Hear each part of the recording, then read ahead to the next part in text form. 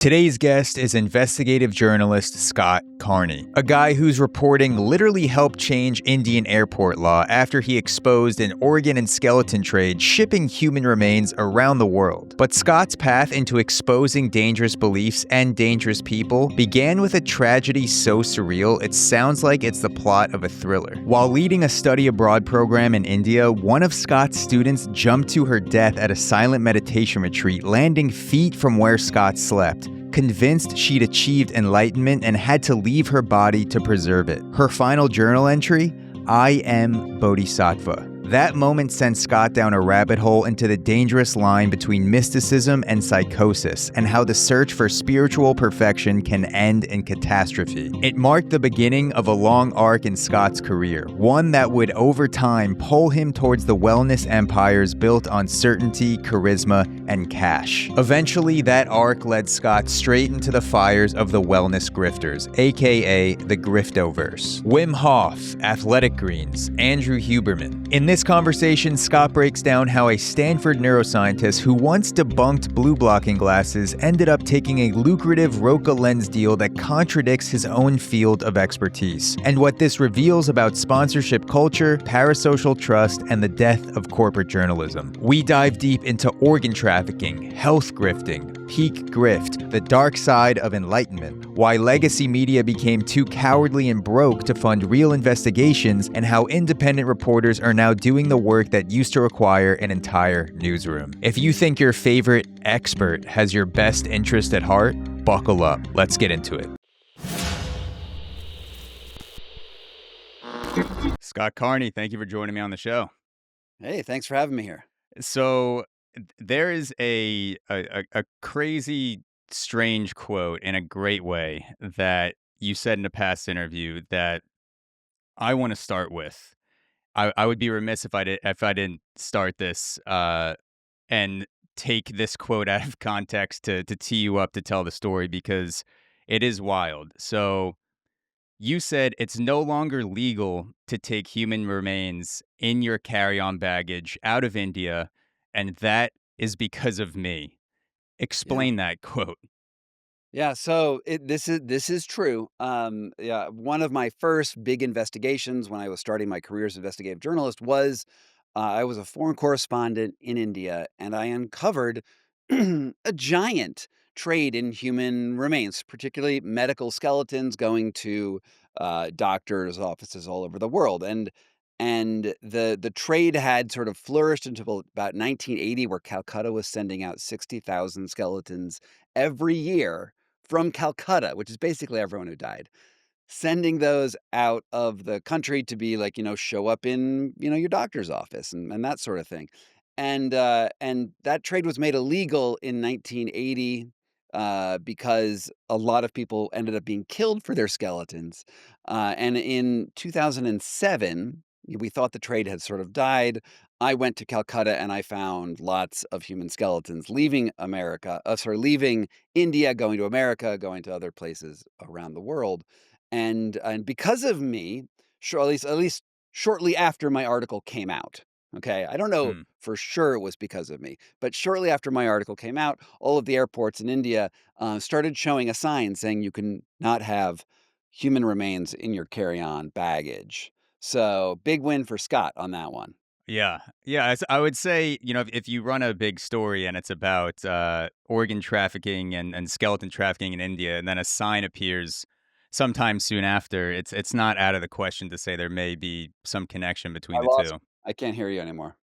Can you hear me? Oh, you're back. Can You're you? back. I'm back. Yeah. I was just saying if you see a sign that appears about carrying human remains out of India, soon Mhm. after a big story drops on organ trafficking and skeleton trafficking, it's not out of the question to think that the two may be related. Yeah.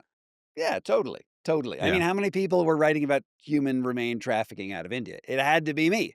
And it's interesting, the reason why I find that story fascinating is that as an investigative journalist, I'm going into really hard places over and over again, whether I'm interviewing, mafia bosses or looking at, survivors of a war-torn area. And I got into journalism because I wanted to hold truth to power, and I wanted to make changes in the system. And I had this idea in my head that once you expose the criminals, once you expose the bad people, authorities come in and there's a response and the world changes.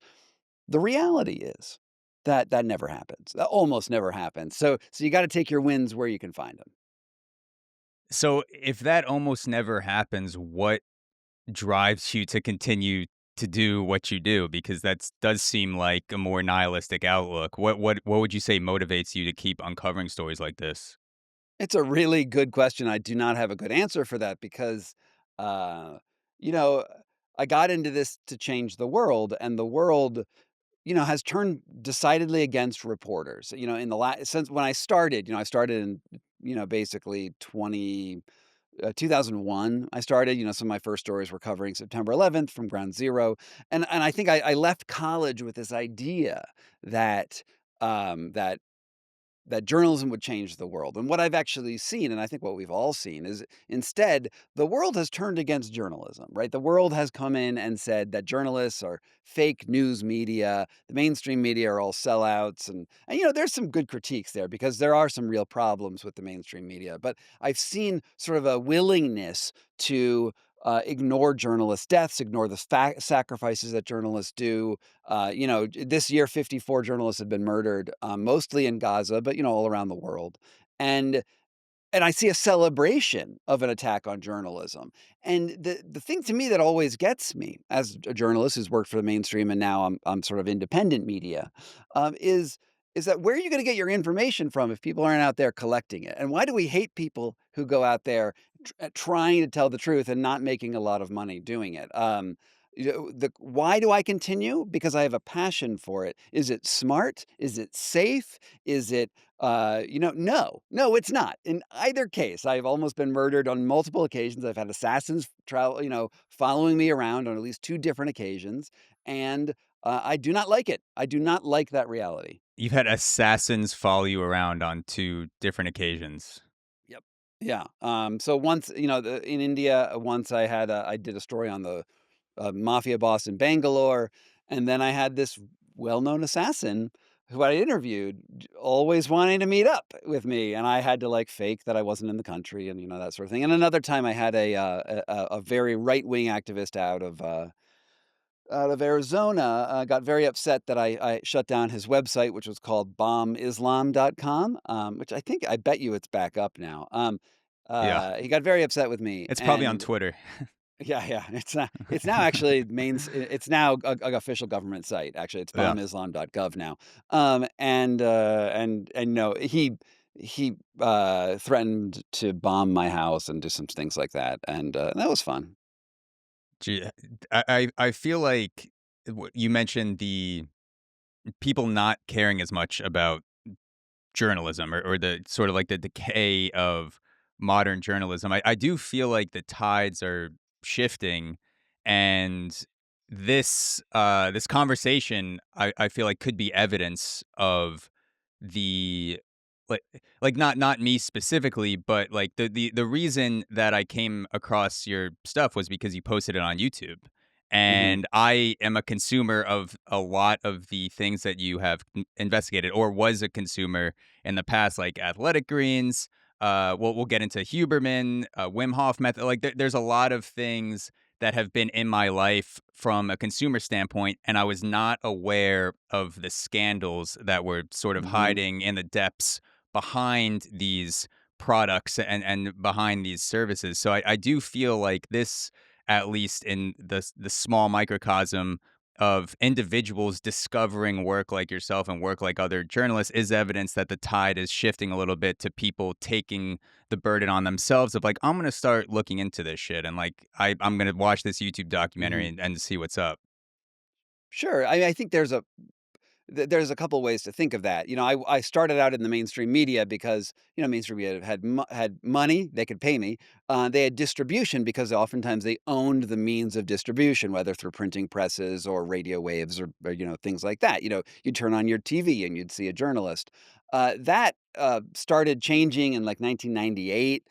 Maybe even 96 when Google started, basically all the newspapers gave away their content for free on the internet, and they made people pay for paper. It was a dumb idea, and that led to the decline of mainstream media profits, right? That all of that, and with the editorial support, the legal review, and there was honestly very good, robust institutions until probably until about the mid early 2000s, right? Maybe 2010 in there. We had these robust institutions, and those all started to collapse. And so the stories that you talked about, and I have this YouTube channel, it's called Scott Carney Investigates, and that's where you found it. What is interesting is the stuff that I used to do in the mainstream media, going after grifters, going after criminals, going after, doing actually and oftentimes very big budget things. I'd be flying to a country, I'd be living there for a while, hard stuff. Um, the magazines then stopped doing that kind of reporting, at least for freelance people like me, because they're worried about being sued into oblivion because Hmm. defamation suits got more costly. They had such declining revenues they couldn't support those investigations, and audiences weren't really coming to them. So I sort of jumped ship, so officially probably about 2.5, 3 years ago, and decided that I couldn't do the journalism I wanted to do in the mainstream media for a number of for those reasons and maybe a few more. And a lot of the stories that you see on my YouTube channel now started out as pitches to mainstream media outlets that mainstream media outlets then rejected because they were worried about being sued. All of these problems that wouldn't have been a problem in the 2010s have cropped up, and what we see is the mainstream media are basically cowards. Mhm. They don't have the ability or will to fight that they used to have. So what we've seen is a huge exodus from the mainstream media of these good journalists who are now on YouTube. They're on Substack, some Patreon. They're starting their own newsletters, and they still have this will to fight. They just don't have the resources that we used to have. So when you jump ship from mainstream media, these corporations that have massive budgets, even though the views seem to be dwindling, the money injections are still there. I presume that your budget for Scott Carney Investigates pales in comparison to the budget for someone like, you know, CNN, Rolling Stone, Variety, like people that are going to or once uh, Mm, budgeted these types of investigations. How are you handling the legal aspect of that on your own? Are the mm, people you go after, are they particularly litigious? Are you drowning in lawsuits essentially with your YouTube channel? Like mm. how are you navigating that? So the money from journalism is definitely less than it used to be. In the mainstream media, you used to be in 1999, you would be paid $5 a word at a magazine like Wired in order Mhm. to when you would put out your stuff. And now it's like $1 a word. So do see it's not like there's still a lot of money in the mainstream media. No, we see a rapid decline and a cutting back of budgets all across across that spectrum of mainstream media. So that has fallen apart.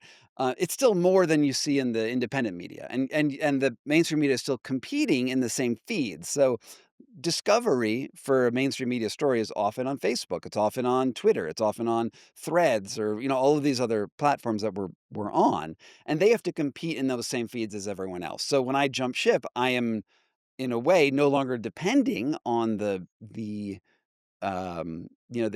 when they owned the means of distribution. I'm not I they don't really own it anymore. Now it's the tech platforms that own the means of distribution. So by dropping them, I am a little closer to the viewer than I would have been otherwise. On the other hand, I really don't get paid very much. I could at least still be guaranteed like $5,000 a story now if I was working with them. And now if I post something on YouTube, like I can make 5 grand, but I have to have a real hit. I have to Mm. get, 1.5 million views to get around that same amount of money. So it's worse. And how do I defend myself against lawsuits?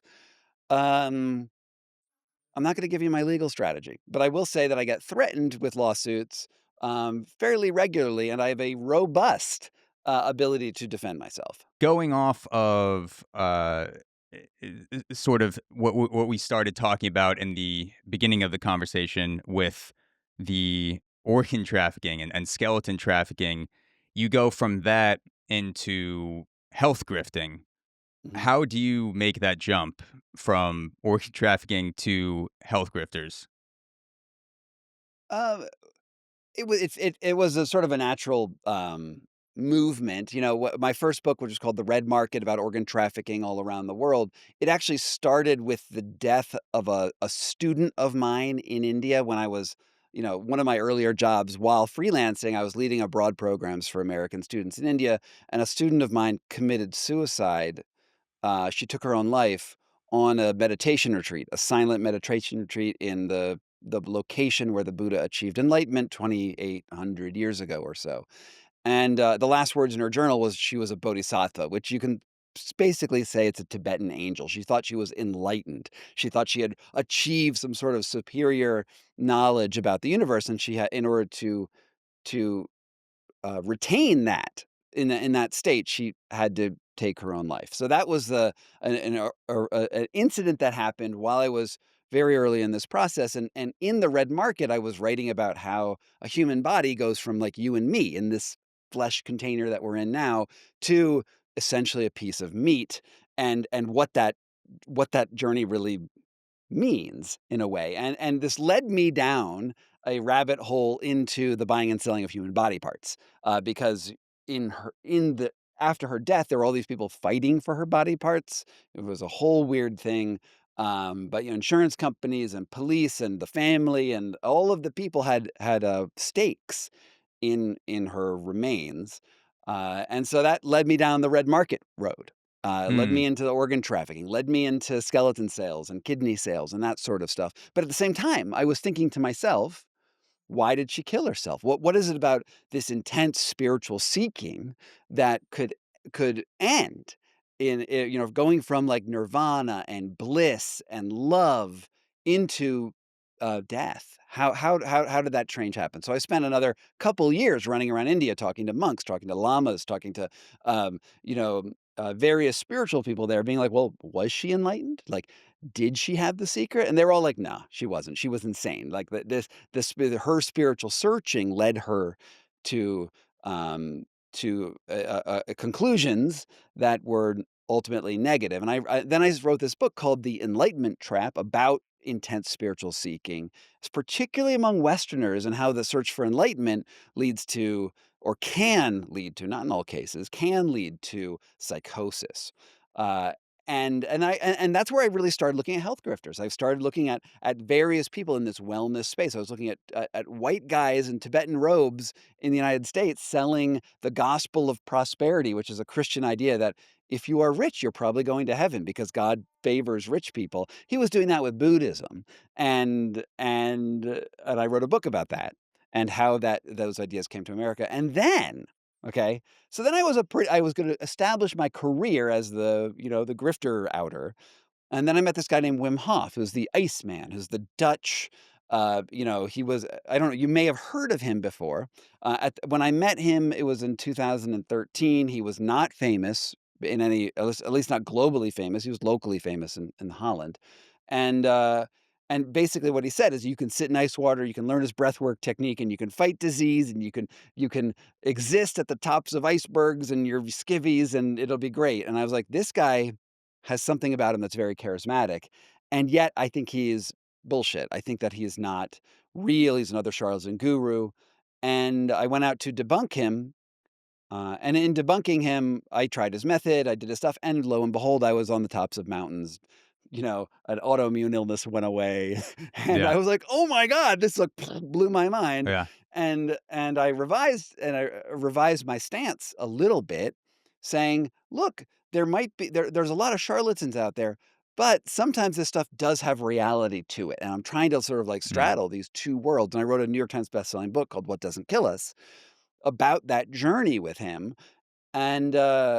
And it's interesting because I became everyone in the world, because that was my most successful book, people thought that I was the the the skeptic turned believer, and I was gonna be a believer no matter what. And it turns out that I just found Wim early, and even though there is something amazing about what he does, and in fact, many religious experiences, meditation has some beautiful things with it, he has turned into a grifter just like all of the rest of them.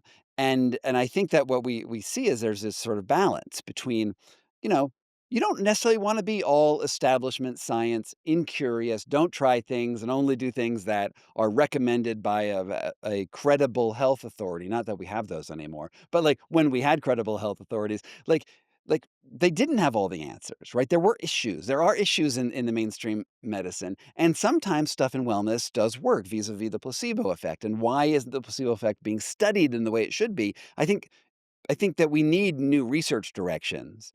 Um, on the other hand, if you just trust a person because they've got great charisma, we know that gurus go insane. We know that they get tainted by the lust for money. How many gurus do have we seen and religious leaders who are involved in sex scandals, either with their young teenage brides or the Yeah. Catholic Church. Look what happened with priests in Boston and Ireland. Like we see this repeatedly. So I'm applying this a very nuanced take to the world where I'm saying like, look, there could be good and bad at the same time. But eventually when people get really famous, once that fame aspect hits people, it's really, really hard to retain credibility. And because money is attractive and constant affirmation is very attractive to people. Yeah. Yeah, there are a lot of stories and experiences on that journey that brought you from organ trafficking all the way to health grifters. So many directions we could go with that. I wanna go back to the silent meditation retreat that you mentioned. Seeing one of your students, you said it was a study abroad program that you were Hmm. leading. Hmm. Seeing one of I your was a s director. Hmm. Yes, seeing one of your students leap to her death at a silent retreat, thinking that she had achieved enlightenment. What was going through your mind as a human, as someone who brought her there, as a leader? Like, what were you feeling and thinking when you found out about this situation? Well, she landed about 6 feet away from where I was sleeping in a sort of a dorm, at this, Jesus. meditation retreat. I didn't wake up until I mean, she laid on the pavement for probably about 2 hours before anyone found her, I mean, my first feeling was, "This isn't happening." Like, went out there and I was like, oh my god, like, I just couldn't even conceive that someone would be dead, someone I was responsible for, was dead in front of me, and I wanna be clear, I wasn't leading the meditation retreat, that was led by Tibetan monks. I was the director of the program, so in the seven-day silent meditation retreat, I was Yeah. essentially a student like her, and then she was dead, and no one had any idea why, right? There was a murder investigation that I was briefly a suspect in, as were several other people. I was dealing with the police. I was the only person who spoke Hindi in the group because I happened to speak Hindi, and so it was a really, really tense and difficult thing, and in the investigation, we found her journal so we could understand at least what she was thinking, and it became clear that, that she was at the beginning of the meditation retreat, she started to have these ideations of being, essentially enlightened, essentially perfect, essentially able to grasp, the fundamental nature of reality, and at the end, she's sort of talking about how she wants to hold on to it, how to grab it and keep it, and, yeah, it was a terrible, horrible, one of the most pivotal, moments in my life to see that occur. I mean, I think at the point I was 26, 27 years old, and at that point, 27-year-olds still aren't totally aware that mortality is real, right? No, We don't. you think it you're still I mean, I'm about to turn 32, like, I still am feeling the, leftovers of invincibility from Mhm. my 20s, like, you don't think anything can happen to you. Yeah, and I think that I was in a way, this was one of the moments that ushered me into adulthood when I realized that consequences happen to people that you actually know, and it was, I think, sort of one of the defining moments of my life. Yeah, and also being involved in a police investigation abroad can be nerve-wracking because if you're outside your home country, you're more familiar with how the police operate like you kind of know what to expect. I've had Sure. a couple encounters that have involved police outside of the United States, and nothing ended up coming of it. But in my mind, I'm like, oh shit, like I don't know what, like they could just Sure. throw me in jail and like that's it. Like Mhm. I don't have Mhm. there's no court of justice system here. I can they can just do whatever they want pretty much. Absolutely. I think that honestly, the cops there, I mean, while they do run encounter squads, which are sort of assassination teams in that area. There's paramilitary operations. It was a pretty lawless area, but I think that their feeling was, oh, God darn it, we don't want to deal with a dead foreigner. We want this to go be as quiet as possible and to go away as fast as possible. So I think that, the politics in that moment were like, we don't want to deal with it. Interestingly enough, the Buddhist meditation center that I was with, that we were where we had studied, we'd been meditating on death and mortality and compassion and liberation for a week. But once we had a student die on their campus, they wanted us out as quickly as possible. They were like, "Joe, we don't want anything to do with this." Yeah. It's interesting to see people go from their high-minded talk to their actual actions. Yeah. Well, I'm sure they didn't want it to end up in the brochure for the Mm. Enlightenment Center. They Be w they did not. They do not. The Root Institute in Bodh Gaya. Yeah. Yeah. So what was the thing, she said in her journal you mentioned Mm. basically you surmised that she thought she achieved enlightenment? Well, the journal, I think, was about 54 pages, Oh, and I wow. think that section of it was, probably 20 pages. To summarize everything would be difficult, but I did reprint really large sections of it in Mm, my book, The Enlightenment Trap. So if you really wanted to go into her ideology, yeah. you can see it there. But essentially, it's let me see. The There's a lot of, like, esoteric Buddhist talk, how she wants to commit 2/3 of her body to or her mind or her soul to one aspect of enlightenment and another third to another. It's sort of like felt a little crazy, and then, I think in the last, version, I haven't read it in a little while, but it's, basically she's saying she has to leave her body to stay in that state, and that she's scared of what she has to do in order to do it, and then the last words are, "I am a bodhisattva," which is essentially a bodhisattva in this lineage of Tibetan Buddhism is a soul that of a person who has achieved enlightenment. And like in Buddhism, you're supposed to go off and realize the ultimate nature of nothingness and then achieve liberation or moksha by exiting the cycle of karmic rebirth. Well, a bodhisattva is essentially something that has realized the ability to leave and go off into nirvana, Mhm. but decides to stay until every other sentient being in the universe also achieves the same state. So that's what a bodhisattva is. That's what she Yeah. thought that she was. I mean, that sounds pretty surreal because her journal is basically it's a real time, real life example of that line between mysticism and Mhm, psychosis. Like, mhm, how did going through that change your view of what could be a delicate line between those 2 mhm, worlds, the psychotic breaks and also, like, the mhm. mysticism, spirituality aspect?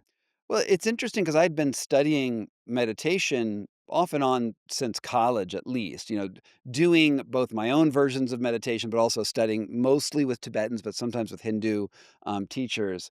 And I was interested, as a teen when I got into it, I had some meditative experiences which were profound to me that had, where time seemed to just speed up and pass instantaneously. And I was probably meditating for like 2 or 3 hours, but it felt like it was like a minute or 2. And and I especially at a very young age, you have these things that happen to you that are new. And you're like, "Well, I had a special experience. I must be special. I must have these things because this happened to me and no one Yeah. else experienced it." And I think it's a very common feeling that people have, while they're doing meditation. Indeed, we are raised, in America on ideas of superpowers. The Marvel universe, doesn't everyone want to be a special Marvel person? Doesn't everyone want to be Superman or Spider-Man or something like that, or a Jedi? Jedis are actually probably the best example of these ideas of people who either in the first Star Wars, where you studied hard and you became you found access to the Force, and then you were special, and then there's the midichlorian thing. I don't know. I didn't like that version of Star Wars, but we have these idea that there are that you can meditate your way to superpowers to some degree in America, whether maybe you're studying a martial art, and I think in my teenage years that was an especially attractive narrative. And then when you have this almost hallucination while doing meditation, you see that as a sign of specialness. And I think a lot of Americans think we are exceptional, American exceptionalism, and we don't want to be ordinary. So if someone tells you you could be extraordinary by trying their technique, that's a very effective way to capture their attention, to capture their loyalty, to capture the actions that they do in their lives. And that's where you see a lot of grifters, taking control of people.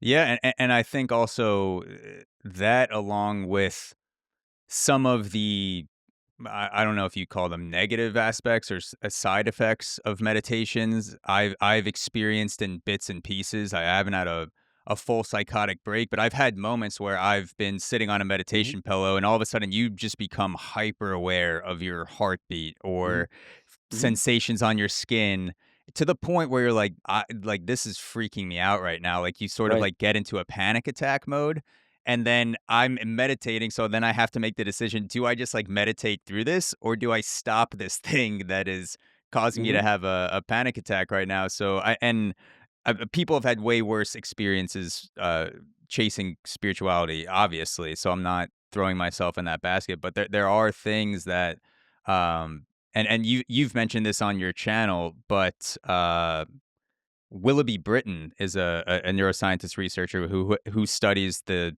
dark side of meditation, negative aspects of spirituality. People have psychosis, depressive episodes. Like it is a real thing that isn't really mhm. talked about in that influencer space.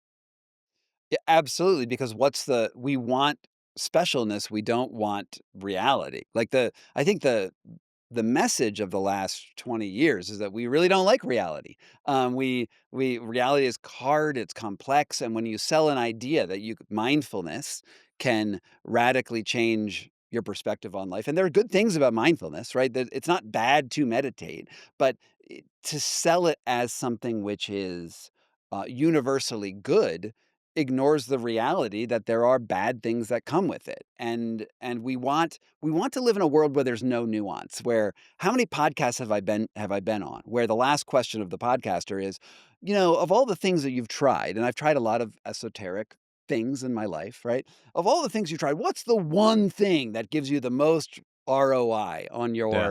your life goal quest, whatever? And Let I me think just that we cancel all out my last question. No, I'm just kidding. But seriously, this is what we want. We want the fast, easy, non-complex pill to ultimate success, perfect health, perfect wealth, all of that stuff. We want it now. We want it easy.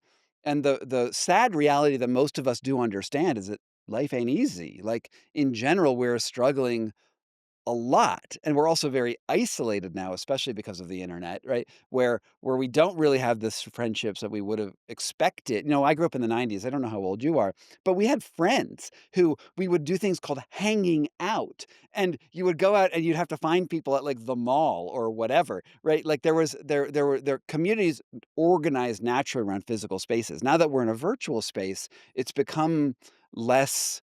Um, you know, the internet's not all bad. We all love the internet. We all use it all day, but it has fundamentally altered the nature of our relationships, and that has made us very vulnerable to people who tell us what they want, right? Because what we want to hear, Yeah. and it's getting worse and worse all the time, especially since algorithms will then amplify the most uh, captivating messages and de-amplify anything which is critical of those messages. The world was fundamentally opposite of that in the '90s. Yeah. No, that's one of the things looking back now that I'm most grateful for. I was born in 93. Mhm, I went to a high school who they made us lock our phones away during the day. I downloaded Instagram as a sophomore in college. I couldn't imagine how my personality and values would be drastically different from what they are now. Uh, if I grew up through the lens of social media and Mhm. my own virtual personality caring as much about that as I do about the way people perceive me in person. It seems like it just adds a whole nother mind fuck to the situation of not only Mhm. do I have to take care of my personal interactions, but now there are going to be potentially millions of people who have this perception of me that I've never even spoken to before. So in a way, I'd feel bad for people that are going to go through that now and are going through that now that they are forced to grow up through this virtual landscape. Oh, it's only gonna get worse. Don't worry. Yeah. It's like the people who are born now are like, "Oh, I'm so glad I was dealing with Instagram and Facebook only, not all AI chatbots and all AI influencers and all AI everything," which is really what's coming down where instead of even acting with other humans, the tech companies are attempting to create just as valid interactions with AI, agents, they'll call them, and it is going to be radically different because you and I may naturally feel that AI agents aren't something that's worthy to interact with. But a person who grows up with them, right? A person who is 5 right now is like, Yeah. "Oh, I can act." I had like imaginary friends as a kid. Like the idea of interacting with something which is not human can be normalized, and it will be normalized for this next generation. Yeah, if you give me an AI agent and a VR headset at 13 years old, that will be the last time you ever see me leave my room. Mhm. Like that, it's actually crazy. So I want to fast forward a little bit, bridging the gap between the spirituality aspect. You meet Wim Hof. That brings you, long story short, into the health grifting, the griftoverse. And one of the people who you've been investigating recently is Andrew Huberman. How did you meet Andrew Huberman? So, what is interesting is when that book came out, What Doesn't Kill Us, it was a huge bestseller. I was on the cutting edge of the ice bathing movement. If you see ice bathing dudes in your social media feed, I am at least partially responsible for that, right? I helped make I turned Wim Hof in part. He did. There were other people involved as well, but I was a very substantial voice in creating this image of Wim Hof, the Dutch extreme athlete who has a really counterintuitive health advice, right? And my book sticks a lot. It sticks to the science, it sticks to my own experience, and it gives a lot of gray area into where the problems with this and where the limits are. Wim just went full on all the way out, being like, there are no limits. This will cure AIDS. This will cure COVID. This will do all this stuff. And I, as a journalist, I'm like, this is really cool. And then I have a but in there. And even in Hmm. What Doesn't Kill Us, not many people paid attention to the but, right? They were more interested in my change of perspective. But the book sold like hotcakes, like roughly a 500,000 copies around the world. It was a Wow. big deal, and because of that, I think I did about 300 media engagements, whether it was on, I was on Dr. Oz, but also I was on like all of the influencers, like the Rogan-esque influencers. I wasn't actually on Rogan, but I was on all the ones that were around Rogan, Yeah. talking about the book, and that very much helped drive sales and success. Uh, However, I was also clear pretty much the whole time is that Wim is a madman, but you can still learn something from a madman. But most people, I think, took the message from Wim Hof that you should follow him no matter what, and this led him down a direction of doing things that were really dangerous, and that literally ended up with people dying. But in that time period where I was getting well known, people like Andrew Huberman were reaching out to me in 2017, and this is before Huberman became he's a neuroscientist at Stanford, has a famous podcast called Huberman Lab Podcast. This is well before that had ever happened. He reached out to me, he was like, "Let's talk about cold water. Let's go hang out." And I met him a few times, and I got to see him before he was famous, and I saw that transition of from someone who was I felt very interested in science to someone who was just very interested in science presentation and selling various products that Hmm. undermined ultimately his scientific credibility. So yeah, you knew Huberman back in 2018. That was like what, 2 years before his podcast came out. That's now one of the biggest podcasts in the world. So you knew him before he blew up. Mhm. You've spoken about Huberman being starting as a good science communicator, someone who is fighting back against typical bro science. When in your view did Huberman go from good science communicator to breaching the world of grifting? So the question is when was my perception of it or when he actually did it in his heart? And I can't tell you how his heart changed or if he was planned it all along. I don't know. But I will say that once he went on Rogan, he had opportunities presented to him that he never had before. And so he went on Rogan in 2020, I believe, and he was presented as a very important, respectable neuroscientist. And his big show at that point, the one that sort of uh, broke him out into the mainstream, was talking about the dangers of alcohol and why alcohol is, not really great for you at any point. Like, forget the hangover, just look at cognitive effects over time. And it made a lot of people seriously consider and actually stop drinking alcohol. And I thought that was a net good. Like, I think Hmm. like, the science, even though his specialty is neuroanatomy and ophthalmology, so mostly the eye, how the eye works. Um, he spread a message that was largely beneficial, and I was like, "This is cool." Like, I supported early Huberman. Like, I think most people support early Huberman. But the problem with being a science communicator who has all of the answers, and then you present yourself as Mr. Science, is that you're gonna run out of knowledge pretty soon, especially interesting knowledge, especially stuff that makes people go, "Oh, wow." And as he brought on more and more experts and then expanded his own expertise, we would talk about cannabis, for instance. Well, what did Huberman know about cannabis other than what everyone else knows about cannabis? But he would do these podcasts that would extend and extend his information. And I think that the point where I was like, he's talking total bullshit is when he did a podcast on ice baths. And he was like, how to lose weight by jumping in ice water, which is something that can happen. And his what a protocol, right? His Yeah. protocol was get into an ice bath and will yourself to shiver as much as you possibly can, and that shivering will rapidly increase something called brown fat, which will it's a high metabolic tissue, and then you will get very slim very quickly. If you get into cold water or an ice bath or a cold day and you try and remain calm and resist shivering, you actually short circuit this mechanism for increasing brown fat thermogenesis. The paper published in Nature shows that it is shivering itself that causes the brown fat to increase your burn rate and your metabolism. And it works like this. But the thing is, as somebody who was basically a professional ice bather at that point in my career, I know that if you sit in an ice bath and you will yourself to shiver, you're going to be in a very bad physical space. You're going to feel very anxious. You're not going to want to do it. Like it's the exact opposite thing that anyone would do who was in this ice bathing community. So whether or not physically it might work, the mechanism, and I actually don't think it does, but like let's say it did, it's nothing that you should do if you were actually in this. And so I realized that he was sort of like out on a wing and he was doing things in order to, at that point, sell an ice bath called Plunge, that which he had an equity stake, as I understand it, in the company.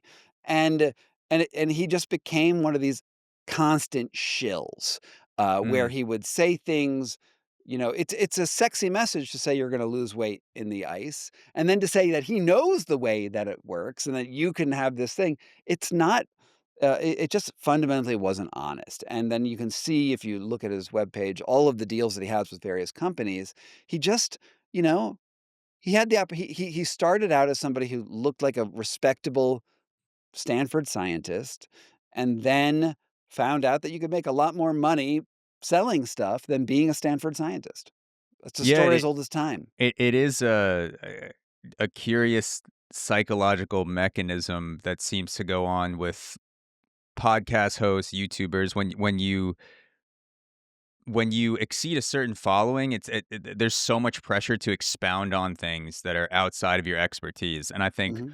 one of the recent ways in which people have pointed this out is with Rogan talking about, expounding on things in politics or vaccines, medical science, and not having people on to tell him about it, but just like going on these monologues, Mhm. sort of explaining things that he's never had any experience in researching or working on himself. Let's get to the bottom It's of like that. anorexia. What's causing all that? How come 1 in every 12 kids who's a boy in California has autism now? Because that's what's going on. That's what's going on in California, which has one of the strictest fucking vaccine policies. 1 in 12. Did I say vaccines cause autism? Maybe I will have Well, RFK's getting to that, yeah.